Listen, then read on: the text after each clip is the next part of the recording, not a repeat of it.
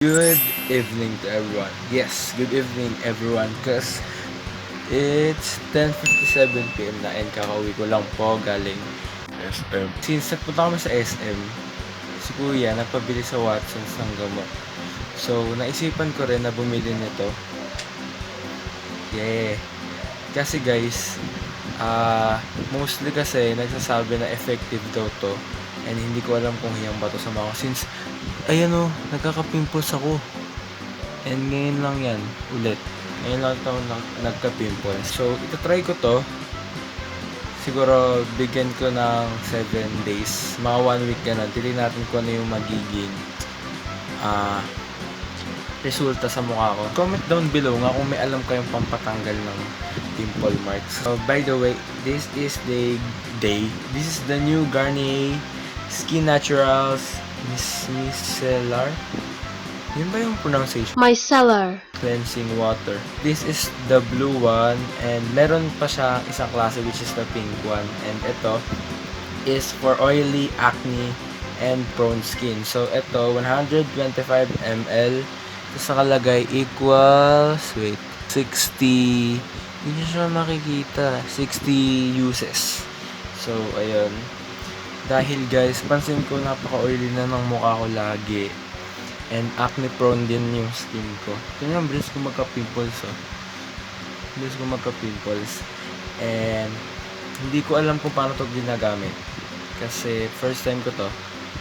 So should I wash my face first bago ko gamitin to? O gagamitin ko muna to bago? Like, hindi ko talaga alam. Cost 99 pesos. And may mas malaki dito which is 250 pesos. And hindi ko alam kung ilang ml. So, ito muna yung binili ko since tatry ko lang naman. And, ayun. It's a 3-in-1 skincare. Facial skincare. Deep cleanser, toner, plus makeup remover. Ang dami kong artist sa mukha ko. I'm gonna change my clothes first. Then, magugas muna ako ng mukha ko. So, I'll be back. So I can learn how to love.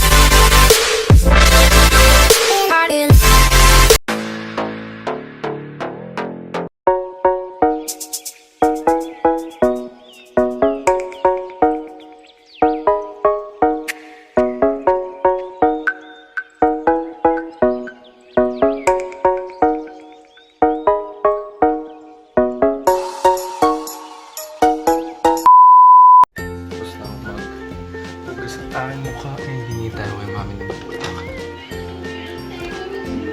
Hingi pong bulak. Hingi pong bulak.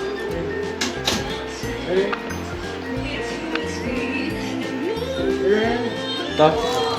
Hingi bulak.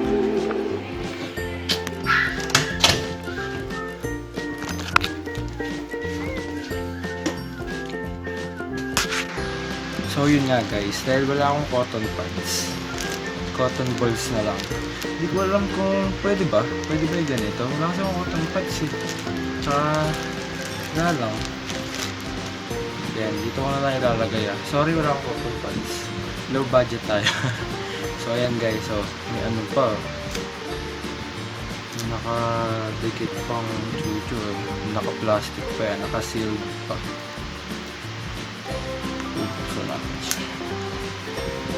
Gano ba dapat karami ilagay pag ganito? Comment down below. Kailangan ba basang-basa? Di ba hindi naman? Parang sayang kasi pag basang-basa. Yan. Tsaka ang bula niya. Tsaka guys, hindi siya maamoy unlike sa mga Eskinol. Tas iba pang lens ng mukha. Yung alam mo talagang matapang yung amoy. Ito hindi eh. Hindi siya ganun katapang. So ayan, nalagay ko na po, no? Tama po ba yung ginagawa ko? Yan, hindi siya masyadong basa. And directions. Pour onto cotton pad and swipe gently on skin, eyes, and lips. No rinsing required. Proof is on the cotton. Titignan natin kung gaano kadumi ang mukha ni Jordan. Ayan guys, oh. Actually, hindi ako nagaganito. Ever since. Ano lang talaga ako. Sabon-sabon, safeguard, ganyan. Tsaka nang hinayang ko sa, Nahiyang ako sa safeguard. Di ba iba kasi sabi nila nagda-dry daw yung mukha nila. Pero yung sa akin kasi, nawala yung mga pimples ko. And hindi naman ganun ka-dry yung mukha ko nun. So yung, iba-iba kasi tayo ng ng parang skincare products na hiyang sa atin. Diba? So ayan guys.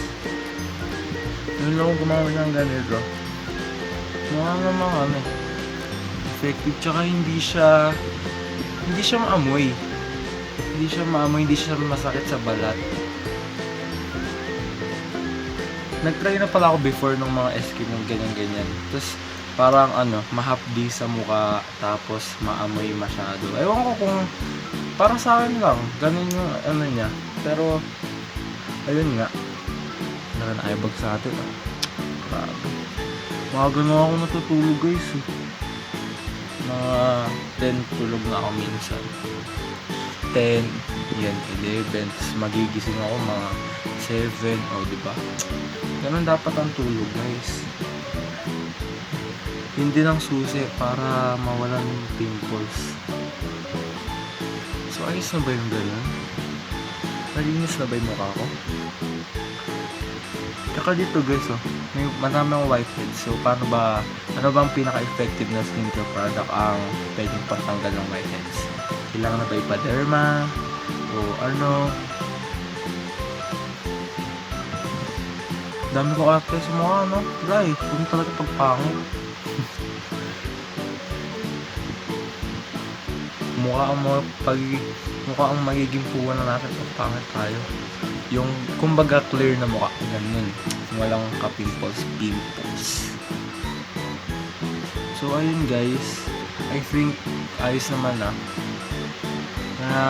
apply ko naman sa mga singit-singit ng aking mukha. And ito guys, kita nyo ba?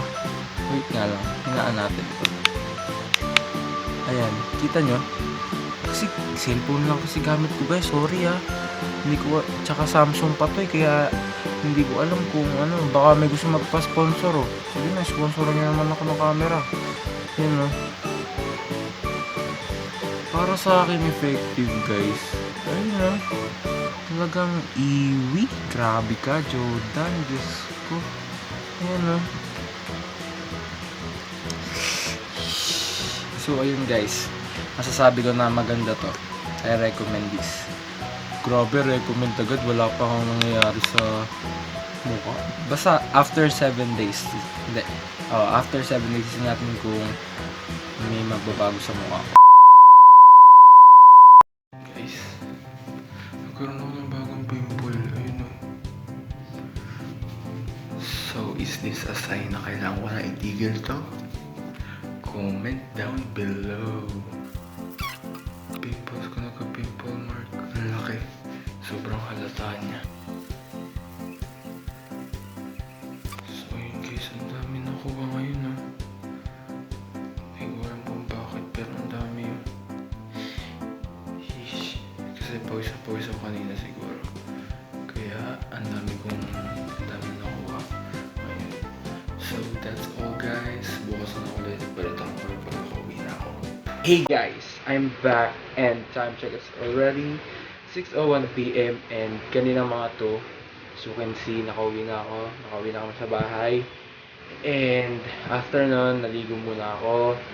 Tapos naglaba kasi guys, wala akong susuotin. Actually ito, pang alis ko, tapos yung short ko, niram ko lang doon sa lolo ko, and syempre underwear sa akin yun. So yun nga guys, so kasi sa mga clips. Ito. This product, ewan ko kung siguro yung side effect sa mukha ko. Kasi pansinin nyo, ayun walang pimple marks na iniiwan. Pero ito, meron pa. Kasi andyan pa siya. Pero ito, bago. Kaya nga tinanong ko ni mami kanina, sabi niya, bakit ka nagkaka-pimples? Dati hindi ka naman nagkakaganyan. Siguro dahil nga dito. So, hindi ko alam kung effective ba siya or what. Or ewan ko. Kasi first time ko lang itong gamitin. And di ba meron pang isang color which is pink and iba naman yung ang para purpose nun. So, pero guys, ang maganda dito is yung ito kasi madalas oily sa akin. Pero nung ginamit ko, hindi na siya ganun ka-oily. Unlike before na pag ginawa ka mo ganyan, grabe. It's eerie. Pero ngayon hindi na. So, that's all guys. Thank you guys for watching. Hope you guys like this video. Comment down below and see you guys in the next vlog. Don't forget, it's me, it's Jordan, your new YouTube vlogger. Bye! Isang buong bulak to. Tapos magkapi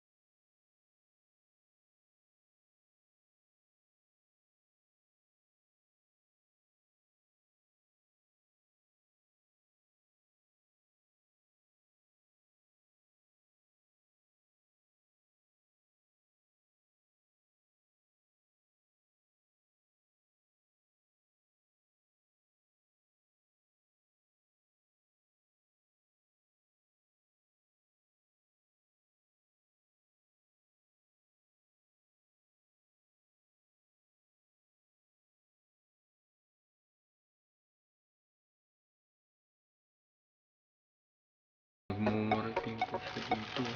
Ay, kita niyo ba? Ayan na.